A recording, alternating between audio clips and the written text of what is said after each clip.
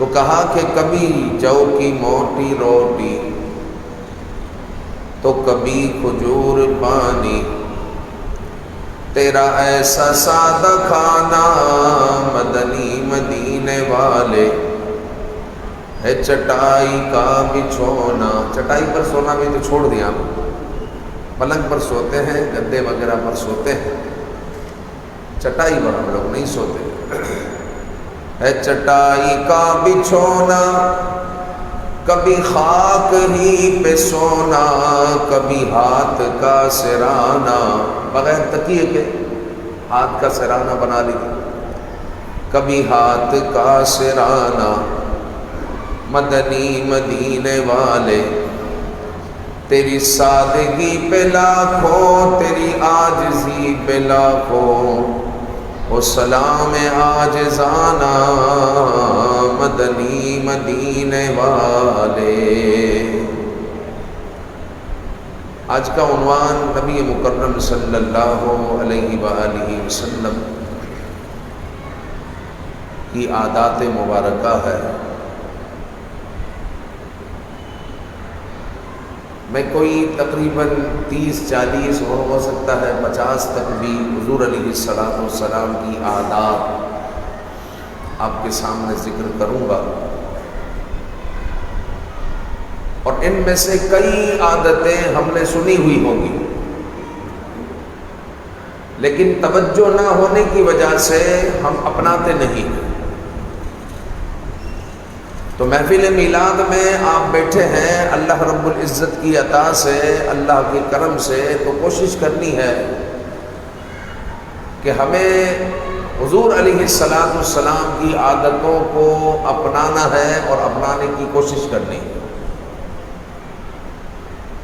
کہ ہمارے آقا صلی اللہ علیہ وآلہ وسلم کی پاکیزہ اور مبارک سیرت ساری دنیا کے لیے مشعل راہ ہے۔ آپ کی ہر ادا میں ڈھیروں حکمتیں چھپی ہوئی ہے۔ جو رسول اللہ صلی اللہ علیہ وآلہ وسلم کے عاشق ہیں وہ ان اداؤں کو بجا لاتے ہیں اور فخر محسوس کرتے ہیں کہ ہم نے حضور کی ادا کو ادا کیا۔ لہذا آقا کریم صلی اللہ علیہ وآلہ وسلم کی پیاری پیاری ادائیں آپ بھی سماعت کیجئے اور نیت کیجئے کہ حضور کی اداؤں کو میں اپنی زندگی میں نافذ کرنے کی کوشش کروں گا۔ سب سے پہلے بات کرتے ہیں حضور علیہ السلام کی گفتار۔ حضور علیہ السلام کے کلام کرنے کا طریقہ اتنا عمدہ، اتنا پاکیزہ، اتنا نرم تھا کہ ہر کوئی سننا پسند کرتا تھا۔ حضور علیہ السلام جب کلام فرماتے تو جو کلام سنتا تو نہایت نرم لہجے میں حضور کلام فرماتے، اور جو سنتا وہ سنتا رہ جاتا، اور حضور جب بولتے، حضور جب فرماتے تو مجمع میں خاموشی چھا جاتی۔ ارے ایسی خاموشی چھا جاتی اور ایسے صحابہ اکرام رضوان اللہ علیہ مجمعین ساکت ہو کر بیٹھ جاتے کہ جیسے ان کے سروں پر ابھی پرندے آ کر بیٹھ جائیں کہ حضور فرما رہے ہیں، حضور فرما رہے ہیں۔ تو سرکار علیہ السلام کا جو انداز گفتگو تھا وہ نہایت صاف و شفاف، اور صاف گفتگو فرماتے، یہاں تک کہ حضور کی یہ بھی عادت تھی کہ جب کوئی ضروری بات ہوتی، کوئی اہم بات ہوتی، حضور علیہ السلام اس کو 3 مرتبہ دہراتے، 3 مرتبہ دہراتے۔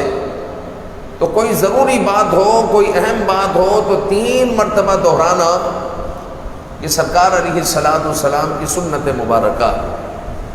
لیکن ماحول کو دیکھتے ہوئے، ماحول کو دیکھتے ہوئے اور اپنے منصب کو دیکھتے ہوئے، اور پھر مزید یہ ہے کہ 3 مرتبہ بات دہرانا ضروری نہیں ہے کہ اسی لفظوں کے ساتھ ہو، کیونکہ سامنے والے کی نیچر کو دیکھتے ہوئے آپ نے کلام کرنا۔ سرکار علیہ الصلوۃ والسلام کا جو منصب تھا وہ بہت اعلیٰ تھا، اور ہم میں سے کوئی چھوٹا آدمی ہو اور وہ اگر 3 مرتبہ بات کو دہرائے، سامنے والا کہے گا بھائی سماعت کر لیا میں نے، وہ سمجھ آ گئی بات۔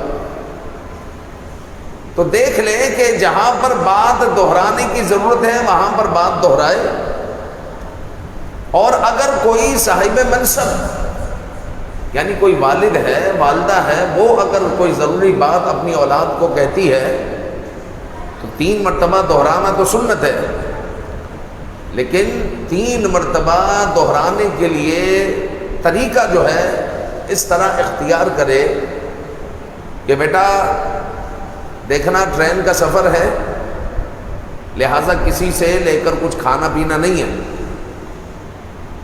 پھر جو ہے دیکھو وہ ہماری خالہ وغیرہ گئے تھے تو وہاں پر حادثہ ہو گیا تھا، تو تھوڑا خیال کرنا ٹرین میں اگر کوئی کچھ دے تو کھانا پینا نہیں ہے۔ پھر کسی اور زاویے سے بچے کو سمجھا دیا، اب 3 مرتبہ آپ کی بات ہو گئی۔ اس میں کیا ہے کہ سامنے والے کو سنت بھی ادا ہو گئی، اور سامنے والے نے آپ کی 3 مرتبہ بات بھی سن لی، اور اہم بات کو 3 مرتبہ دہرا لیا گیا، اور آقا کریم صلی اللہ علیہ وآلہ وسلم کی سنت مبارکہ پر بھی عمل ہو گیا۔ تو ان حکمتوں کو مد نظر رکھتے ہوئے جب ضرورت ہو تو 3 مرتبہ بات کو دہرایا جائے، اور مختلف الفاظ کے ساتھ دہرایا جائے، تاکہ جو ہے سننے والا کوفت کا شکار نہ ہو، یا سننے والا آپ کی بات سماعت کرے۔ اور سرکار دو عالم صلی اللہ علیہ وآلہ وسلم کی رفتار مبارک پر بات کرے، حضور چلتے کس طرح تھے؟ تو حضور علیہ الصلوۃ والسلام زمین پر پاؤں جما جما کر چلتے تھے، ہماری طرح نہیں کہ پاؤں گھسیٹ کر چلنا اور چپلوں کی آواز آنا، اس طرح نہیں، حضور پاؤں اٹھا کر چلتے تھے، اور پاؤں جما کر آقا کریم صلی اللہ علیہ وآلہ وسلم چلتے تھے، اور اس انداز میں چلتے تھے کہ جس طرح بلندی سے کوئی اتر رہا۔ آپ اگر کسی پہاڑ سے یا بلندی سے اتر رہے ہیں تو آپ کا اوپر کا حصہ نیچے کی طرف کچھ جھکا ہوا ہوتا ہے، تو سرکار دو عالم صلی اللہ علیہ وآلہ وسلم بھی اسی طرح چلتے جیسے بلندی سے آپ اتر رہے ہیں۔ پھر سرکار دو عالم صلی اللہ علیہ وآلہ وسلم نور بھی ہے، بشر بھی ہے۔ ہم یہ نہیں کہتے حضور بشر نہیں ہے، کیونکہ بعض لوگ غلط فہمی یہ پھیلاتے ہیں کہ بریلوی لوگ کہتے ہیں کہ حضور نور ہے، بشر نہیں ہے۔ آقا کریم صلی اللہ علیہ وسلم نور بھی ہے، بشر بھی ہے، اور حضور کو جو بشر نہ مانے وہ کافر ہے۔ تو ہم تو اول تو اہل سنت و جماعت ہیں، اور ہمارا نظریہ ہرگز یہ نہیں ہے کہ حضور بشر نہیں۔ سرکار دو عالم صلی اللہ علیہ وآلہ وسلم بشر بھی ہے، حضور کو خون بھی نکلا ہے، حضور علیہ الصلوۃ والسلام کو بخار بھی آتا تھا، حضور علیہ الصلوۃ والسلام کھانا بھی کھاتے تھے، حضور علیہ الصلوۃ والسلام کو چھینک بھی آتی تھی، تو بشری تقاضا ہے۔ تو سرکار دو عالم صلی اللہ علیہ وآلہ وسلم کو جب چھینک مبارک آتی تھی تو حضور علیہ الصلوۃ والسلام اپنی چھینک کی آواز کو دباتے تھے۔ ہمارے یہاں پر تو کھل کر چھینکتے ہیں، تو ایسا نہیں کرنا، بلکہ کوئی کپڑا، کوئی ہاتھ اپنے منہ پر رکھ لینا ہے، منہ کو ڈھانپ لینا ہے، چھینک کی آواز کو دبانا ہے، یہی سنت مبارکہ، یہی سنت مبارکہ ہے۔ تو کوشش یہ کرنی ہے کہ حضور علیہ الصلوۃ والسلام جس طرح چھینکتے، یعنی چھینک کی آواز کو حضور پست کرتے، کیونکہ بعض لوگوں کی چھینک ایسی ہوتی ہے کہ بعض اوقات آواز ہی نہیں آتی، پتہ نہیں کیا ہوا، اور بعض لوگوں کی چھینک ایسی ہوتی ہے کہ سارا ہال گونج اٹھے۔ تو خاص کر ان لوگوں کے لیے ہے کہ حضور کی سنت مبارکہ ہے کہ حضور چھینک کی آواز کو دباتے تھے، تو لہٰذا کپڑا رکھ لیا جائے یا ہاتھ رکھ لیا جائے اور چھینک کی آواز کو جتنا ممکن ہو دبایا جائے، اور آقا کریم صلی اللہ علیہ وآلہ وسلم کے آرام فرمانے کا انداز۔ حضور علیہ الصلوۃ والسلام جب بھی سوتے تو اپنا دایاں ہاتھ مبارک رخسار کے نیچے رکھتے۔ دایاں ہاتھ کون سا ہے؟ یہ دایاں بایاں، دایاں ہاتھ مبارک رخسار کے نیچے رکھتے، اور یہ دعا پڑھتے اللہم بسمک اموت و احیا۔ تو سونے کی ابتدا تو ایسے ہمیں کرے نا، ایسے کرنی چاہیے، ابتداً کم از کم اس طرح سو جائیں، پھر جو ہے آرام آرام سے عادت بن ہی جائے گی، آرام آرام سے عادت ہو ہی جائے گی۔ تو حضور دایاں ہاتھ اپنے رخسار پر رکھتے، یہ رخسار ہے، رخسار پر رکھتے اور دعا پڑھتے اللہم بسمک اموت و احیا، یعنی اے اللہ میں تیرے نام کے ساتھ ہی مرتا اور جیتا ہوں، یعنی سوتا ہوں جاگتا ہوں۔ جب بیدار ہوتے تو حضور فرماتے الحمدللہ الذی احیانا بعدما اماتنا والیہ النشور، یہ بیداری کی دعا ہے۔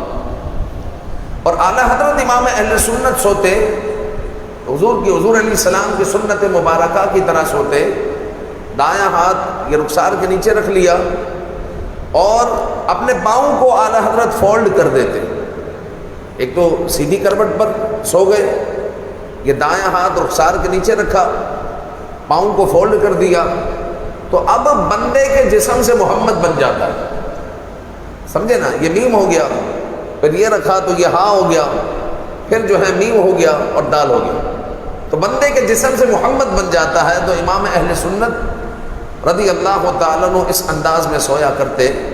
تو بہرحال جو ہے دایاں ہاتھ اپنے سیدھے رخسار کے نیچے رکھ کر اور سیدھی کروٹ پر سونا یہ سنت مبارکہ ہے، اور ساتھ ہی دعا بھی پڑھ لیتے۔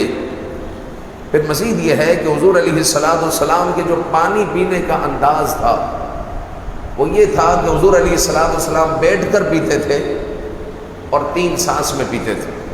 تو ہم میں کتنے ہی لوگ ہوں گے جو کھڑے ہو کر پانی پیتے ہیں؟ تو میلاد کی محفل ہے تو آج سے انشاءاللہ بیٹھ کر پانی پئیں گے اور 3 سانس میں پانی پئیں گے۔ پھر سرکار دو عالم صلی اللہ علیہ وآلہ وسلم خوشبو کو بہت پسند کرتے تھے، اور جب کوئی خوشبو کا تحفہ دیتے کبھی بھی رد نہیں فرماتے تھے۔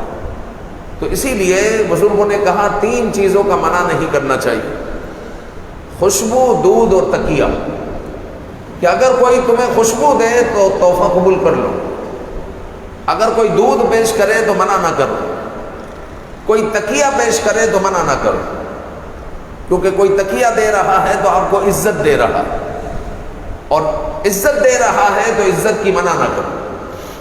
تو 3 چیزوں کی منع نہیں کرنی چاہیے۔ حضور علیہ السلام مشک اور عنبر جو ہے خوشبو استعمال کیا کرتے، اور پھر سرکار دو عالم صلی اللہ علیہ وآلہ وسلم جب آئینہ دیکھتے تو اس وقت اللہ رب العزت کا شکر ادا کرتے، کیونکہ اللہ رب العزت نے انسان کو سب سے حسین بنایا، انسان کو سب سے حسین بنایا۔ کائنات میں انسان سے زیادہ حسین کچھ نہیں، چاند بھی نہیں، سورج بھی نہیں، سب سے حسین انسان ہے۔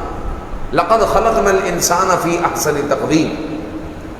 جب حضور علیہ السلام آئینہ دیکھتے تو حضور علیہ السلام اللہ کی بارگاہ میں دعا کرتے اللہم کما حسنت خلقی فحسن خلقی، اے اللہ تو نے میری صورت کو اچھا بنایا، حسین بنایا، میرے اخلاق بھی اچھے بنا دے۔ تو آپ اس کو اردو میں بھی پڑھ سکتے ہیں، اگر آپ کو عربی میں یاد ہے تو بہت اچھی بات، ورنہ آئینہ جب بھی دیکھے تو سبحان اللہ اگر ہم یہ دعا پڑھ لیں کہ اے اللہ تو نے میری صورت کو اچھا بنایا اور میرے اخلاق کو بھی اچھا بنا دے۔ پھر سرکار دو عالم صلی اللہ علیہ وآلہ وسلم کی عادات مبارکہ میں ایک عادت یہ بھی ہے کہ حضور علیہ السلام سرما استعمال کیا کرتے تھے۔ ہم میں سے اکثر لوگ سرما استعمال نہیں کرتے، لوگوں کو موتیا ہو رہا ہے، آنکھوں کے امراض ہو رہے ہیں، لیکن بعضوں کو تو سالوں ہو جاتے ہیں وہ سرما استعمال کرتے ہی نہیں، گھر میں سرما ہے ہی نہیں، گھر میں سرما ہے ہی نہیں۔ تو ہمارے گھر میں سرما ہونا چاہیے۔ سرما بھی کون سا؟ جو حضور استعمال کرتے تھے، اسمد، الف سا میم دال، تو اسمد سرما حضور علیہ السلام استعمال کیا کرتے۔ تو آپ کو یہ بآسانی مل جائے گا، چونکہ مدینہ منورہ جانے والے کثیر لوگ ہیں، آتے جاتے رہتے، کسی سے منگوا لیا، یا آپ کو جو ہے کنز الایمان مسجد کے پاس بھی مل جائے گا۔ تو اسمد سرما آقا کریم صلی اللہ علیہ وسلم لگاتے۔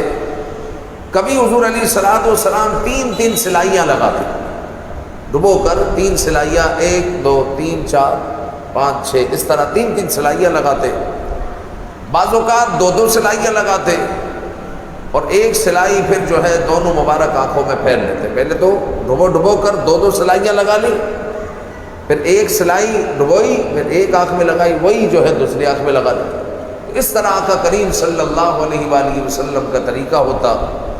تو سرما لگانا بھی ہمارے آقا صلی اللہ علیہ وآلہ وسلم کی مبارک عادت میں ہے، تو مبارک سرما گھر میں ہونا چاہیے، اور سرما لگانے کا اہتمام کرنا چاہیے کہ سرمے میں بڑی برکت ہے۔ آج پہلے ایسا نہیں ہوتا تھا، آج تقریباً ہر آدمی جب 50 پر اور 60 پر پہنچ رہا ہے تو آنکھوں میں موتیا ہو رہا ہے اور بیماریاں ہو رہی ہے آنکھوں کی۔ تو شاید اس کی وجہ یہ بھی ہو سکتی ہے کہ سرما لگانا لوگوں نے ترک کر دیا ہے۔ اسی طرح سرکار دو عالم صلی اللہ علیہ وآلہ وسلم کی عادت مبارکہ میں ایک عادت یہ بھی ہے کہ حضور سلام میں پہل کرتے تھے، حالانکہ امام الانبیاء ہے۔ ہم اگر دیکھیں کہ اگر کوئی سیٹ ہے تو وہ چاہتا ہے کہ میرا نوکر مجھے سلام کرے، میں کیوں کروں بھائی؟ اور اگر کوئی صاحب منصب ہے تو وہ چاہتا ہے بھائی نیچے والے لوگ مجھ سے سلام کریں، میں کیوں کروں؟ لیکن سرکار دو عالم صلی اللہ علیہ وآلہ وسلم ہمیشہ سلام میں پہل کیا کرتے، یہاں تک کہ چھوٹے بچوں کو بھی حضور سلام کرتے تھے، چھوٹے بچوں کو بھی حضور سلام کرتے تھے۔ اور شاید ہمارے دماغ میں یہ بیٹھا ہوا ہے کہ اگر میں سلام کروں گا تو میری عزت کم ہو جائے، حالانکہ ایسا نہیں ہے، بلکہ سلام کرنا چاہیے۔ بلکہ حضور علیہ السلام کی حدیث پاک ہے افشوا السلام تسلموا، سلام کو پھیلاؤ، سلامتی میں رہو گے۔ سلام کیا ہے؟ لوگوں کو آپ سلامتی کی دعا دے رہے ہو، اس کی برکت کیا ملے گی؟ اللہ تعالیٰ آپ کو سلامتی عطا فرمائے۔ افشوا السلام تسلموا، سلام کو پھیلاؤ، تم لوگ سلامتی میں رہو گے۔ تو آقا کریم صلی اللہ علیہ وآلہ وسلم سلام میں پہل کیا کرتے۔ پھر ہمیشہ آقا کریم صلی اللہ علیہ وسلم مسکراتے، اور مسکرا کر خوش دلی کے ساتھ حضور علیہ السلام ملاقات فرماتے، کبھی کہکا نہیں لگاتے تھے۔ میلاد کی محفل ہے اور ہم میں بہت سارے لوگ ہیں کہکا لگاتے۔ کہکا لگانا گناہ نہیں ہے لیکن سنت بھی نہیں ہے۔ حضور علیہ السلام کہکا نہیں لگاتے تھے، مسکراتے تھے۔ مسکرانا سنت مبارکہ ہے، تو مسکرائیں لیکن کہکا نہ لگائیں۔ پھر مزید یہ ہے کہ حضور علیہ السلام دائیں ہاتھ سے شروع کیا کرتے، وضو کرتے، جوتے پہنتے، کنگھی کرتے، ہر چیز سیدھے ہاتھ سے۔ کنگھی کرنی ہے سیدھے ہاتھ سے، جوتے پہن رہے ہیں سیدھے ہاتھ سے، مسجد میں داخل ہو رہے ہیں سیدھا پاؤں، کھا رہے ہیں سیدھے ہاتھ سے، پی رہے ہیں سیدھے ہاتھ سے۔ تو یہ سیدھے ہاتھ کا استعمال بھی ہمارے یہاں پر مفقود ہوتا جا رہا ہے۔ ہمارے بچے الٹے ہاتھ سے کھا رہے ہوتے ہیں، ہمیں پریشانی نہیں ہوتی، بلکہ یہ بھی دیکھا گیا کہ ایک ہاتھ سے روٹی کھا رہے ہیں، پراٹھا کھا رہے ہیں، دوسرے ہاتھ سے چائے پی رہے ہیں۔ ایسا ہی ہے، گھروں میں یہ ہوتا ہے، ایک ہاتھ سے پراٹھا کھا رہے ہیں، ایک ہاتھ سے چائے پی رہے ہیں، اور دونوں ہاتھ اس طرح چل رہے ہوتے ہیں۔ تو یہ بھی ہمارے آقا صلی اللہ علیہ وسلم کا طریقہ نہیں ہے۔ آپ پراٹھا کھائیں، انڈا پراٹھا کھاؤ، لیکن سیدھے ہاتھ سے کھاؤ، سیدھے ہاتھ سے کھاؤ، کیونکہ سرکار دو عالم صلی اللہ علیہ وآلہ وسلم کا مبارک طریقہ یہی ہے، سنت مبارکہ یہی ہے۔ پھر مزید یہ ہے کہ حضور علیہ السلام کا مبارک طریقہ یہ بھی ہے کہ حضور کھانے کا بہت احترام کیا کرتے تھے۔ حضرت عائشہ کہتی ہے کہ پورے مدینے کی دعوت کرو، پھر سارے برتنوں کو ملا دو، حضور علیہ السلام نے جس برتن میں کھایا ہے اس برتن کو میں تلاش کر لوں گی اور میں بتاؤں گی اس برتن میں حضور نے کھایا۔ اگر جو سارے برتن ایک جیسے ہو، جیسے بھی ہو، میں اس برتن کو نکال لوں۔ حضور علیہ السلام اس قدر اناج کا احترام کرتے اور کھانا ضائع نہیں کرتے تھے، بلکہ ایک مرتبہ حضور علیہ السلام جب گھر میں آئے تو حجرہ مبارکہ میں دیکھا کہ روٹی کا ٹکڑا زمین پر گرا ہوا ہے۔ حضور علیہ السلام نے ناراضگی کا اظہار کیا اور فرمایا کہ عائشہ اس کی قدر کرو، روٹی کی قدر کرو، یہ جس قوم کے پاس سے گئی ہے پھر لوٹ کر نہیں آئی، لوٹ کر نہیں آئی۔ تو یاد رکھیں کہ روٹی کی قدر کریں، اناج کی قدر کریں، یہی ہمارے آقا صلی اللہ علیہ وسلم کی سنت مبارکہ ہے، اور شرعاً یہ ضروری ہے، واجب ہے۔ کھانے کو ضائع کرنا، اللہ کے رزق کو ضائع کرنا قطعی طور پر اس کی اجازت نہیں، اور ہمارے آقا صلی اللہ علیہ وسلم کی یہی سنت مبارکہ ہے۔ پھر حضور علیہ السلام کی مبارک عادت یہ تھی کہ زمین پر بیٹھ کر کھانا کھا لیا کرتے، 3 انگلیوں سے کھانا کھاتے، اور جب کھا لیتے تو انگلیوں کو چاٹ لیتے تھے۔ ایک تو پلیٹ بھی مکمل صاف ہوتی تھی، پھر ہاتھوں میں کچھ ذرات لگے ہوئے ہیں تو حضور اس کو چاٹ لیا کرتے تھے کہ ہاتھوں میں کوئی ذرات نہ ہو۔ ہم میں کئی گھروں میں یہ مسئلہ ہے کہ پلیٹ میں بھی اناج کے دانے ہوتے ہیں، ہاتھوں میں بھی چاول کے دانے ہیں، اور ہم اسی طرح دھوتے ہیں اور چاول کے دانے گٹر میں جا رہے ہیں۔ جب پلیٹیں دھوئی جاتی ہیں تو اس میں بھی چاول کے دانے گٹر میں جا رہے ہیں۔ تو اس طرح ایسا نہ ہو کہ اللہ ناراض ہو جائے اور پھر جو ہے رزق کی تنگی ہو جائے، رزق کی تنگی ہو جائے۔ حضور نے فرمایا عائشہ اس روٹی کی قدر کرو، یہ جس قوم کے پاس سے گئی ہے تو پھر لوٹ کر نہیں آئی، لوٹ کر نہیں آئی، تو اس کی قدر کرنی چاہیے۔ پھر سرکار علیہ السلام کی عادت میں ایک عادت یہ بھی ہے کہ حضور علیہ السلام کھانے میں عیب نہیں نکالتے تھے۔ کھانے میں عیب نکالنا کہ ایسا ہے ویسا ہے، پھیکا ہے تیکھا ہے، تم کھا لو، تمہارے خاندان والوں کو کھلاؤ، ایسا کھانا کھلاؤ گی کہ ہم بھیڑ بکریاں ہیں، اس طریقے کی باتیں کرنا۔ تو آقا کریم صلی اللہ علیہ وسلم کی مبارک عادت یہ نہیں تھی، بلکہ سرکار دو عالم صلی اللہ علیہ وآلہ وسلم کھانا پسند ہوتا تو تناول فرماتے، اگر حضور علیہ السلام کو کھانا پسند نہ ہوتا تو ہاتھ روک لیتے۔ تو یہی حکم ہے کہ اگر آپ کو پسند نہیں ہے تو ہاتھ روک لو، اور پسند ہے تو کھا لو، لیکن کھانے میں عیب نہیں نکالو، کھانے کو عیب زدہ نہ کرو۔ پھر سرکار دو عالم صلی اللہ علیہ وآلہ وسلم کی مبارک عادت تھی کہ حضور ہمیشہ مسواک کیا کرتے تھے، اور ہم نے مسواک کرنا چھوڑ دیا، اور منہ کا کینسر، گلے کا کینسر، پیٹ کا کینسر، آنتوں کا کینسر ایسے ہو رہا ہے جیسے بخار ہو رہا ہے۔ کتنے لوگ ہیں کینسر میں مبتلا ہو گئے۔ ایک ہمارا بچہ جو ہے اس کو کینسر ہوا، اللہ تعالیٰ شفا عطا کرے، اس کو دیکھنے گیا تو وہ کہتا ہے کہ ڈاکٹر آیا تھا، وہ کہتا ہے پہلے 1000 میں 1 آدمی کو کینسر ہوتا تھا۔ آپ بھی ذرا سوچیں 20 سال 30 سال پہلے جب پتہ چلتا تو فلاں کو کینسر ہے، تو کینسر ہو گیا ہے تو پیروں تلے زمین نکل جاتی تھی، ہاں کینسر ہو گیا۔ اور اب تو کینسر کے کتنے مریض ہیں۔ ڈاکٹر کہتا ہے پہلے 1000 میں 1 آدمی کو کینسر ہوتا تھا، اب جو ہے 1000 میں 600 آدمی کو کینسر ہو رہا ہے۔ اس قدر جو ہے یہ معاملہ بڑھ رہا ہے۔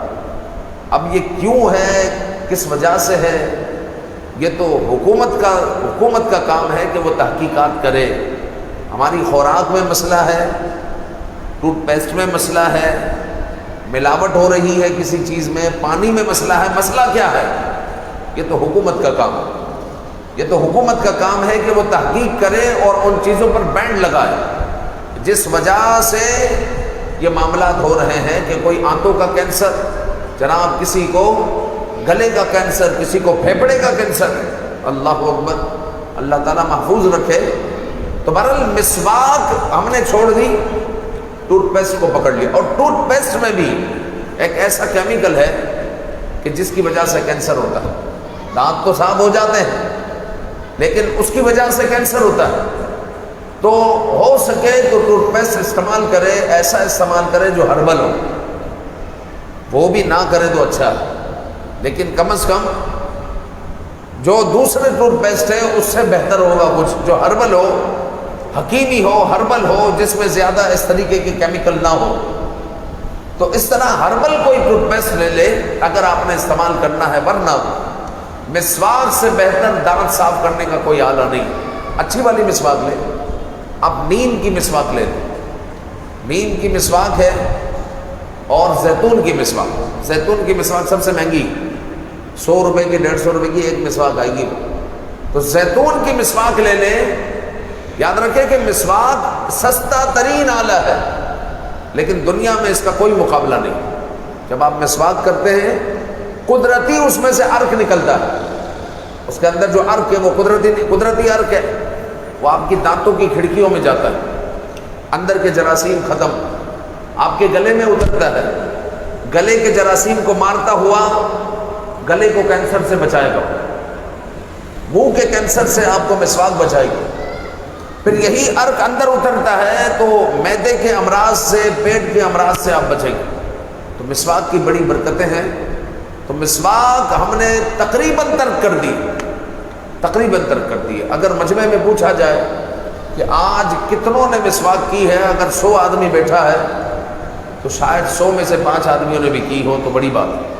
بڑی بات ہے، مطلب وہ چھوٹی بات نہیں، بڑی بات ہے. یعنی ہم نے مسواک کو بالکل رخصت کر دیا. تو کوشش کریں کہ جہاں آپ وضو کرتے ہیں کم از کم وہاں پر ایک مسواک رکھ لیں. جیب میں نہیں رکھ رہے، وہاں پر مسواک رکھ لیں. اور مسواک کم از کم دن میں 1-2 بار تو کریں. تو مسواک کرنا یہ بھی حضور علیہ السلام کی عادات کریمہ میں سے ہے کہ حضور علیہ السلام نے مسواک کو بہت پسند کیا. بلکہ حضور نے فرمایا کہ اگر مجھے میری امت پر شاخ نہ ہوتا تو میں میری امت پر مسواک کرنا فرض کر دیتا کہ ضروری ہے تم مسواک کرو، میں فرض کر دیتا. لیکن حضور علیہ السلام نے ایسا نہیں کیا. تو یہ بھی آقا کریم صلی اللہ علیہ وآلہ وسلم کی سنت مبارکہ ہے. اسی طرح حضور علیہ السلام کی ایک عادت یہ بھی تھی کہ جب کسی سے گفتگو کرتے تو صرف اس کی طرف چہرہ نہیں کرتے، بلکہ حضور علیہ السلام پورا اس کی طرف ایسے رخ کر لیتے، یعنی اس کو پوری توجہ دیتے. اس سامنے والے کا دل بڑا ہو جاتا کہ حضور علیہ السلام مجھے توجہ دے دے. اگر وہ اس طرف بیٹھا ہوا ہے تو صرف اس طرح چہرہ نہیں، آقا کریم صلی اللہ علیہ وسلم پورا رخ اس کی طرف کر دیتے اور جو ہے اس کا دل باغ باغ ہو جاتا. یہ بھی ہمارے آقا صلی اللہ علیہ وآلہ وسلم کی سنت مبارکہ ہے اور عادات میں سے ہے. اسی طرح آقا کریم صلی اللہ علیہ وآلہ وسلم بچوں پر شفقت کیا کرتے تھے کہ ہمارے بچے جو ہے آتے ہیں مسجد میں تو ان کو کبھی بھی دھتکارے نہیں. اگر صف کے درمیان ایسا بچہ ہے جو بالغ نہیں ہے لیکن مراہق ہے، نماز کو سمجھتا ہے، بلوغت کے قریب ہے، جیسے 7-8 سال سے بڑا ہے، نماز کو سمجھتا ہے، نماز صحیح پڑھتا ہے، تو اس کو سائڈ پر بھی نہ کریں، اس کو کھڑا رہنے دیں. چھوٹا بچہ ہے، 5 سے 6 سال کا بچہ ہے، وہ نماز کو نہیں سمجھتا، تو بڑی شفقت کے ساتھ اس کو جو ہے آپ پیچھے کر دیں، کونے پہ کر دیں. کونے پر آپ اس کے ساتھ خود چلے جائیں تو میں بھی بیٹا ادھر کھڑا ہوا ہوں، آپ بھی ادھر کھڑے ہو جائیں. اس طرح اس کا دل بڑا ہو جائے گا. تو اس طرح جو ہے بچے کے دل میں کبھی احساس پیدا ہونے نہیں دینا کہ مجھے دھتکارا گیا، مجھے سائڈ کیا گیا اور مجھے عزت نہیں دی گئی وغیرہ وغیرہ. ایسا نہ ہو، کیونکہ آقا کریم صلی اللہ علیہ وآلہ وسلم بچوں پر بہت شفقت کیا کرتے تھے. اتنی شفقت کہ ایک شخص غیر مسلم تھا، وہ مسلمان ہوا، اس سے کسی نے پوچھا کہ تم مسلمان کیوں ہوئے؟ تو کہا کہ میں نے ایک واقعہ پڑھا تھا کہ ایک صحابی رسول صلی اللہ علیہ وآلہ وسلم کا بچہ کھو گیا. اب وہ اپنے بچے کو ڈھونڈ رہے ہیں، بچہ کتنے گھنٹے ہو گیا غائب ہے، بچہ مل ہی نہیں رہا. حضور کے پاس آئے، حضور علیہ السلام سے عرض کی یا رسول اللہ بچہ نہیں مل رہا. تو دوسرے صحابی نے کہا ارے تمہارا بچہ تو وہ فلاں جگہ کھیل رہا. تو وہ ادھر سے جلدی میں جانے لگے تو حضور علیہ السلام نے فرمایا دیکھو وہاں پر یتیم بچے ہوں گے، یتیم بچے بھی کھیل رہے ہوں گے، لہٰذا اپنے بچے کے ساتھ ایسا رویہ نہیں کرنا کہ یتیم بچوں کو احساس ہو کہ تم وہاں پہنچ کر اپنے بچے کو گلے لگاؤ اور ایسا انداز اختیار کرو کہ یتیم بچے کہیں کہ اگر ہمارا باپ ہوتا تو وہ ہم سے ایسی ہی محبت کرتا. تو ایسا رویہ اختیار نہ کرنا، گھر پر لا کر جتنا پیار کرنا ہے کر لینا، یتیم بچوں کے دل میں احساس پیدا ہونے نہیں دینا.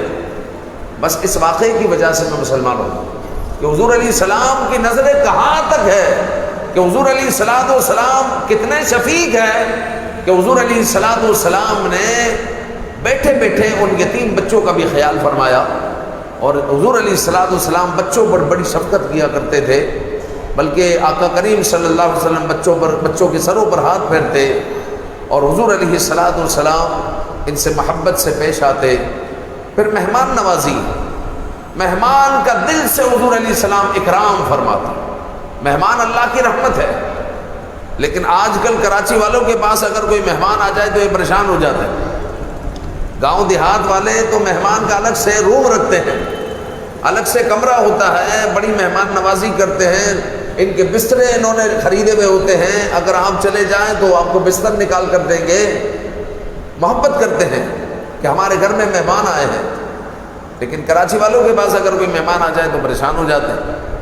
تو یاد رکھیں کہ مہمان اپنے نصیب کا لاتا ہے اور آپ کی بلائیں لے کر جاتا ہے۔ اور سرکار دو عالم صلی اللہ علیہ وآلہ وسلم کی عادتوں میں سے ایک عادت یہ بھی تھی کہ حضور علیہ الصلوۃ والسلام مہمان کا بہت اکرام کیا کرتے تھے، احترام کیا کرتے اور اسے عزتیں عطا فرماتے تھے۔